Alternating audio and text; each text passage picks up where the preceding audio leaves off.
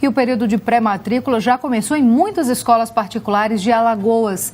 Para alertar sobre os abusos aos consumidores, a gente recebe aqui no quadro Conheça Seus Direitos dessa semana o advogado Eduardo Costa.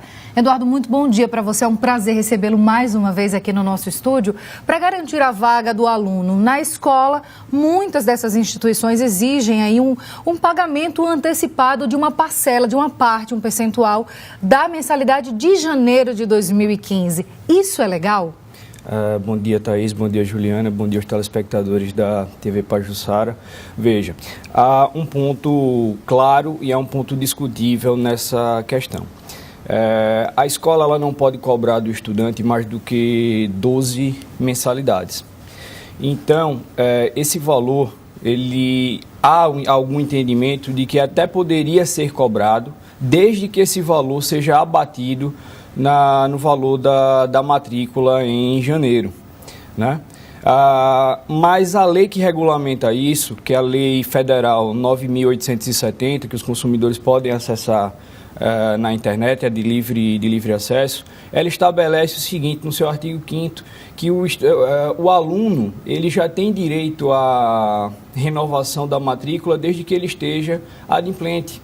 E aí a orientação que a gente tem, do ponto de vista do PROCON, Alagoas e de outros estados, né, também, é de que esse pagamento ele seria facultativo. No máximo, ele só poderia ser cobrado de um aluno, enfim, novato, né?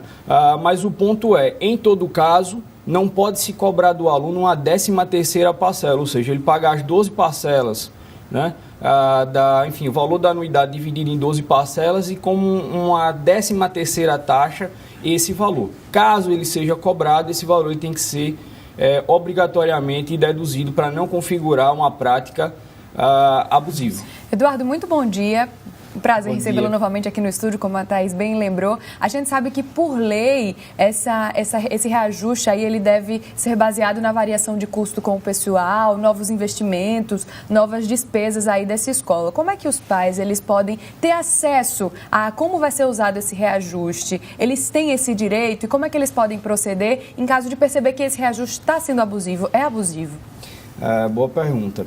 Funciona da seguinte forma, o preço do reajuste escolar, diferente, por exemplo, dos planos de saúde, não é determinado pelo governo, não se trata de uma tarifa pública.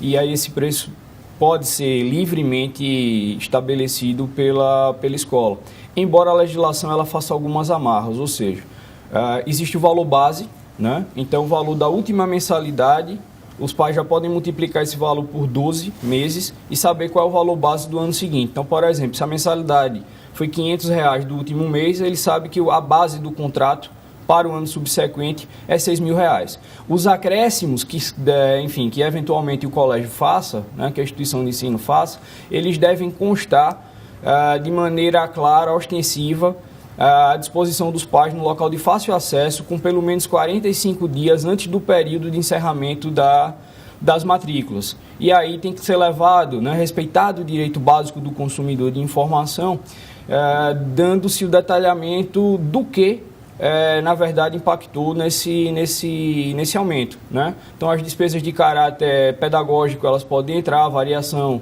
do salário dos professores, enfim, encargos de melhoria da estrutura, dentre outros. Agora, o que a gente tem que ficar atento se os pais considerarem que esses valores são abusivos, eles podem tentar, enfim, buscar um esclarecimento, uma negociação com uma escola e, não conseguindo fazer isso pela via administrativa, eventualmente, né, acionar o PROCON ou mesmo o Poder Judiciário para solucionar o eventual impasse, desde que ele considere que não há uma contraprestação para o aumento, né, desses valores, que houve uma variação desmedida em relação ao custo-benefício que está sendo apresentado.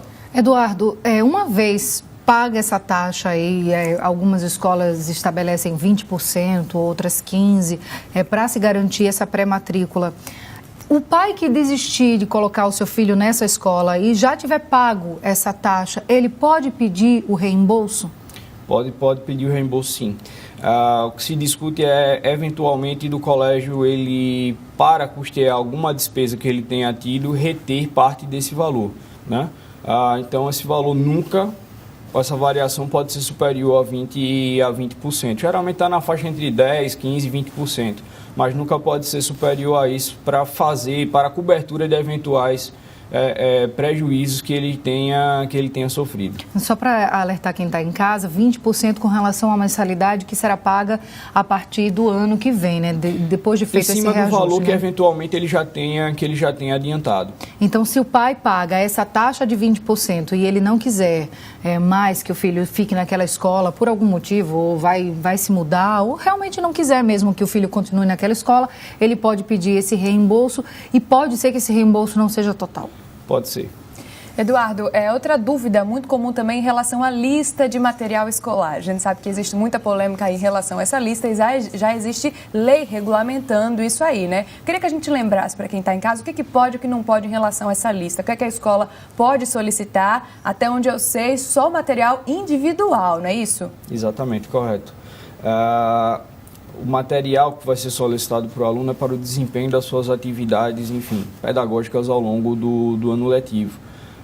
Então, qualquer material que refuja essa natureza, ou seja, material de uso coletivo, material de expediente, de uso administrativo da escola, não se justifica se cobrar do aluno, né? Resma, papel higiênico, aqueles tubos grandes de cola, isso tudo não pode, por exemplo? Vamos lá. Se você vai atrelar uma resma, por exemplo, você pode colocar uma resma porque isso tem alguma finalidade. Individual, né? Pode individual, né? Mas, por exemplo, você não pode ter 3, 4 resmas. Você sabe que o estudante não vai utilizar tudo aquilo durante o período letivo, né? Papel higiênico, álcool, são situações que, enfim, já não refogem, né, essa natureza da prestação individual do aluno. Uma tinta guache, um lápis de cor, alguma coisa desse sentido, entraria dentro dessa listagem. E um outro ponto que a gente tem que advertir a escola ela não pode compelir os pais a comprar o material num determinado estabelecimento ou de determinada marca, né? Nisso a gente tem que fazer uma distinção entre o livro didático que está sendo adotado por uma questão de padronização, mas em relação à questão de material de ensino, não há uma vinculação nesse sentido. Então você pode comprar uma caneta, você pode especificar que você quer uma caneta azul, né? Mas você não pode colocar uma caneta azul da marca X. E muitas vezes, Eduardo, as escolas, eu vejo muitos pais reclamarem com relação a isso. As escolas, Juliana, às vezes pedem determinado livro e aquele livro não vende na cidade. Então tem que esperar aquele livro chegar. Então o ano letivo começa, as escolas começam a dar o assunto, ou seja, 2, 3 alunos têm aquele livro, o restante da turma não tem, porque a escola solicitou um material didático que vem de fora, difícil acesso. Ou seja, é super complicado. Então, é interessante até que a escola ela tenha esse tipo de diálogo aberto com os pais para saber as dificuldades e as facilidades, né, que as famílias têm. Se os pais tiverem dúvidas com relação a esse processo de matrícula, a questão da compra do material escolar, o ideal é que ele não faça a matrícula antes de tirar essas dúvidas. Onde ele pode solucionar essas dúvidas? Seria interessante, né? Ele tem um PROCON para que ele possa esclarecer. A maioria das faculdades de Direito, elas possuem um núcleo de prática jurídica, né, que atendem, enfim, a população, pelo menos no sentido de esclarecer essas dúvidas, né. Eles poderiam, eventualmente, a depender da variação de renda, procurar a Defensoria Pública também para ter esclarecimento, mas o PROCON, independentemente do nível de renda, de acesso do consumidor, ele está lá à disposição para dirimir esses eventuais conflitos. Como eu disse, quem regula essa situação é a Lei 9.870, a Lei Federal, né? Eventualmente também, enfim, a internet hoje ela possibilita aí o acesso à informação muito claro do que é que eventualmente pode ou do que é que não pode ser feito dentro desse tema. Eduardo, muito obrigada pelos seus esclarecimentos aqui no Jornal da Pajuçara amanhã. Realmente é um tema muito polêmico, a gente tem que estar sempre atento e sempre em dia com ele, né? Muito obrigada pela sua presença, tenha um ótimo dia. Igualmente, obrigado.